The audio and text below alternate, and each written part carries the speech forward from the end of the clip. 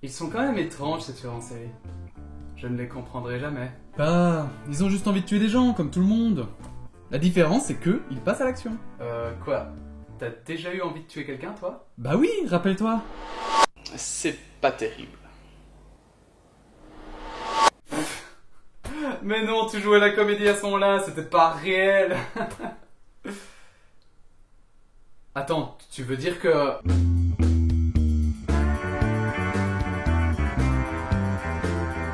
Salut tout le monde, c'est Darchi et aujourd'hui préparez-vous psychologiquement car on va parler de Mon ami Dahmer de Derf Bagderf.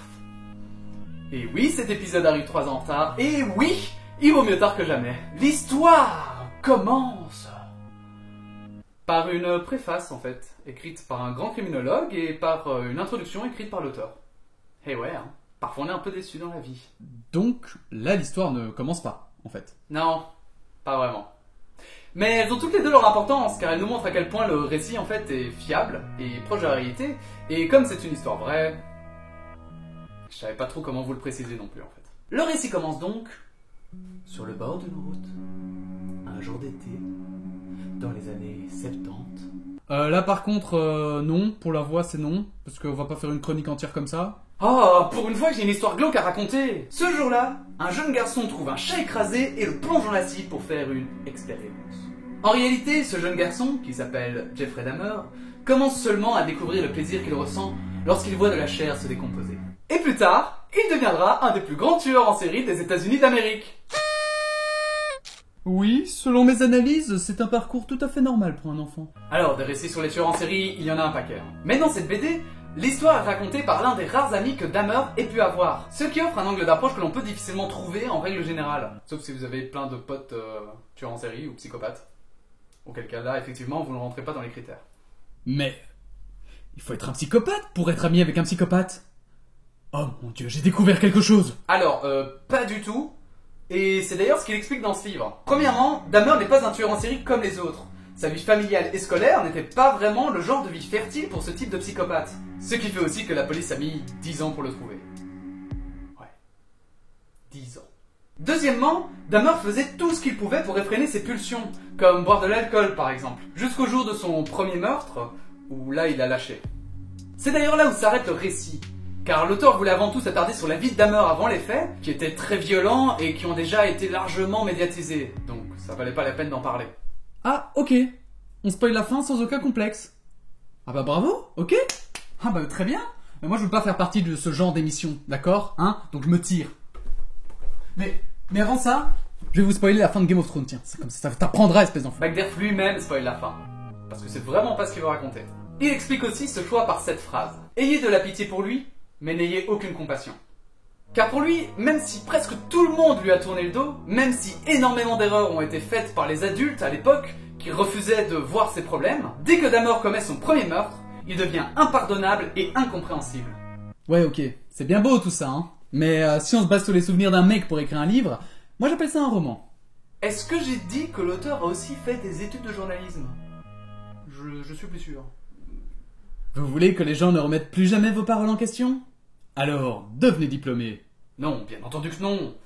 C'est juste qu'il a fait des recherches dignes de ce nom. Il s'est bien entendu basé sur ses souvenirs, mais aussi sur ceux de ses amis, des parents de Dahmer, des fiches du FBI. Il a d'ailleurs fait une liste complète à la fin de la BD.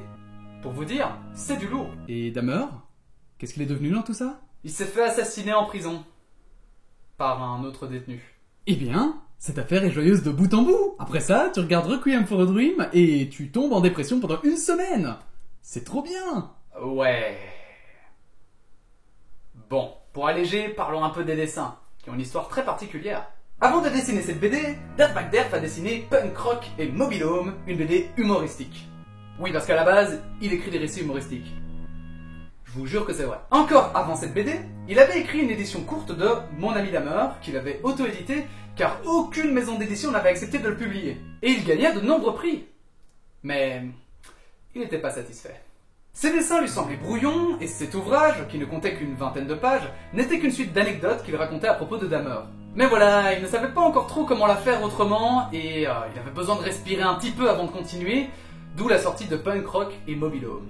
Mais en 1993, Dahmer meurt en prison. Ce qui motive Bagderf à se repencher sérieusement sur son album. Ce qui va durer des années avant d'arriver au résultat de l'album d'aujourd'hui, qui atteint les 200 pages et qui a des dessins beaucoup plus beaux. Ah bon? Tu as lu la première version de son album, qui est sortie avant ta naissance pour comparer? Eh ben, quel investissement? Plus beau pour lui. La première édition n'est évidemment plus disponible.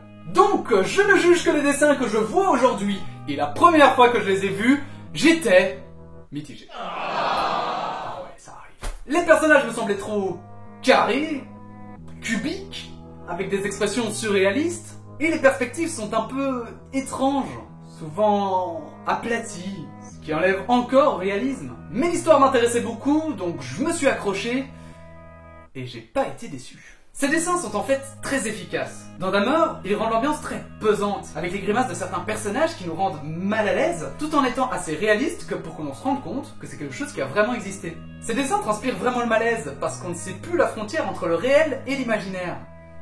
Et on aimerait que ce soit imaginaire. D'un autre côté, j'ai lu Trashed, une autre BD humoristique qu'il a fait après Dahmer, et bizarrement, ces dessins fonctionnent bien aussi. Car là encore, il joue avec la frontière entre le réalisme et l'exagération, que ce soit dans les dessins ou dans le récit. Car il mélange son expérience en tant qu'éboueur et des histoires imaginées. Oui, parce qu'en fait il a été éboueur avant de faire de la BD. Ce qui fonctionne parfaitement pour l'humour qu'il induit, car les personnages deviennent vraiment drôles, et pour certains, attachants, malgré qu'ils aient des airs parfois étranges. Oh, c'est marrant.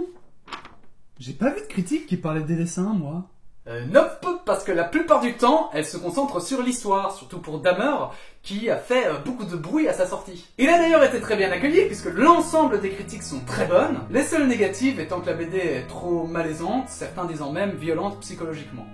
Mais c'est l'objectif du récit, essayer de comprendre comment peut se former un psychopathe.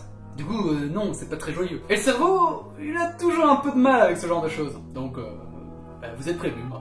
Pour résumer, tu nous partages une BD qui nous rend mal. Cool! Merci, sympa! Bah oui, parce que, encore une fois, dans la BD, il n'y a pas que de l'humour ou de la philosophie. Il y a aussi parfois des récits qui n'auraient pas pu être mieux racontés que sur ce support. T'es pas content de me revoir? Ah, con de chat. Plein d'images reviennent hanter mon esprit. Voilà pour cet épisode, j'espère qu'il vous aura plu. N'hésitez pas évidemment à vous abonner, à commenter et à partager la vidéo, c'est très très important. Surtout si vous voulez que ce format perdure, j'avais noté, mais du coup là ça fait 3 ans, donc c'est d'autant plus d'actualité, hein. Et on se dit... Ah, mais j'ai pu faire aucune objection intéressante pour cet épisode. Je demande une revanche. Duel? Duel! Ok.